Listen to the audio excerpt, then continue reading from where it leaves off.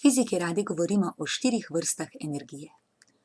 O kinetični energiji, potencialni, prožnostni in notranji.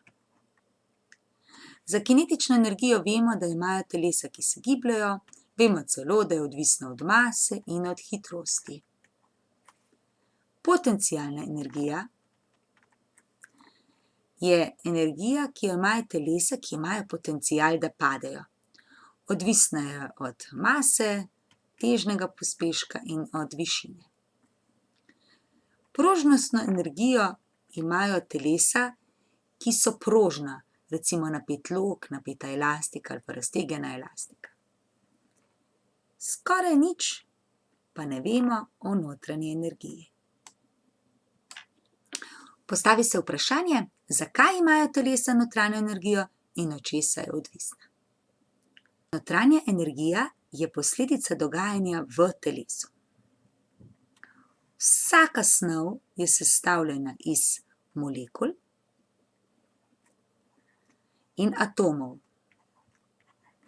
In vsak atom ali molekula je sestavljena iz jedra in elektronov, ki se premikajo okoli. Elektroni nikoli niso pri miru in tudi molekule ne. Molekule, recimo tukaj so prikazane molekule v plinu, se nenehno premikajo. Vsaka od molekul ima kinetično energijo. Ta kinetična energija ni velika od ene molekule ali pa od enega atoma, zato ker ni masa velika, ampak teh molekul je na tisoče, na milijone. In zaradi tega je skupna energija, zaradi vseh njih, precejšnja. In to je notranja energija. Drugi razlog pa je gibanje elektronov, ki se gibljejo okoli atomskega jedra. Tudi ti elektroni imajo ogromno energijo. Delci v osnovi se vedno gibajo, ustavili se bi šele pri absolutni ničli, to je pri 0 kelvinov. In velja pravilo, večja kot je temperatura, višja kot je, hitreje se premikajo. Notranjo energijo lahko telesu povečamo na 2 načina. Prvi način je tako, da ga pač enostavno segrevamo, da mu dovajamo toploto. Drugi način pa je z dovajanjem dela. Če bomo mi žebelj nekajkrat udarili s kladivom, vemo, da se bo žebelj segrel. Velja torej energijski zakon. A plus Q je sprememba energije. Pa se bomo danes osredotočili predvsem na spremembo notranje energije. Največkrat notranjo energijo spreminjamo s pomočjo toplote. Zato je Q enak spremembi notranje energije. Koliko se bo notranja energija telesu spremenila, je odvisno od več stvari. Zagotovo je pomembno, kolikšna je masa tistega telesa, ki ga poskušamo ogreti. Drugače je, ali dam na štedilnik en velik lonec ali en mali lonec z vodo. Voda v malem loncu se bo dosti hitreje segrela kot v velikem loncu. In več toplote bomo potrebovali, če bo masa večja. Pomembno je tudi, kakšno vodo segrevamo. Če smo dali na začetku gor vodo, recimo pri 0 stopinj Celzija, bomo morali dovesti dosti več toplote, zato da jo segrejemo do 100 stopinj Celzija, kot če bi na začetku nalili vodo pri 40 stopinjah Celzija. Količina toplote je torej odvisna tudi od spremembe temperature. Pomembno je tudi, katero snov segrevamo.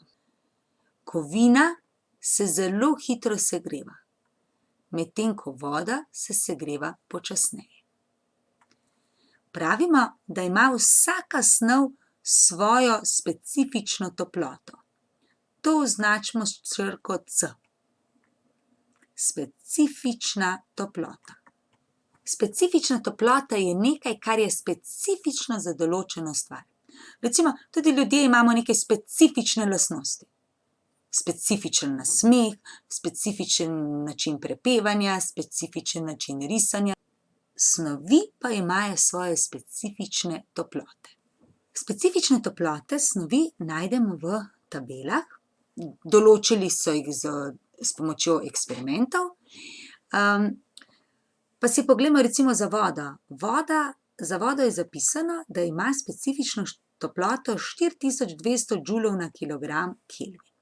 Se pravi, specifična toplota vode je 4200 džulov na kilogram Kelvin. Kaj to pomeni? To pomeni, da potrebujemo 4200 džulov toplote za to, da segrejemo 1 kilogram vode za 1 Kelvin. Če bi hoteli segreti recimo 3 kilograme vode za 1 Kelvin, bi potrebovali 3-krat več toplote. 4200 krat 3 je 12600 džulov. Če pa bi namesto za 1 Kelvin želeli segreti za 10 Kelvinov, bi potrebovali še 10-krat več. In ravno to se skriva v formuli, ko je 1 krat C krat delta T. Večja kot je masa, večja kot je sprememba temperatura, večja bo potreba po toploti. Voda ima kar precej veliko specifično toploto. Recimo železo ima specifično toploto samo 460 džulov na kilogram Kelvin. To pomeni, da bi 460 džuli lahko že segreli 1 kilogram železa za 1 Kelvin. Medtem ko bi z isto količino energije uspeli segreti le 1 deciliter vode za 1 Kelvin. Najmanjšo specifično toploto od teh naštetih vidimo, da ima svinec. S pomočjo specifičnih toplot tako lahko zdaj izračunamo, koliko toplote potrebujemo za kakšno stvar. Recimo, če nas zanima, koliko toplote potrebujemo, da bi vodo, ki ima 30 stopinj Celzija, segreli na 70 stopinj Celzija, pa recimo, da imamo 5 kilogramov vode, in takoj vidimo, da je sprememba temperature 40 stopinj Celzija, kar je enako kot 40 Kelvinov, in Q, toplota, je potem M krat C krat delta T, v tem primeru 5 kilogramov krat 4200 džulov na kilogram Kelvin krat 40 Kelvin.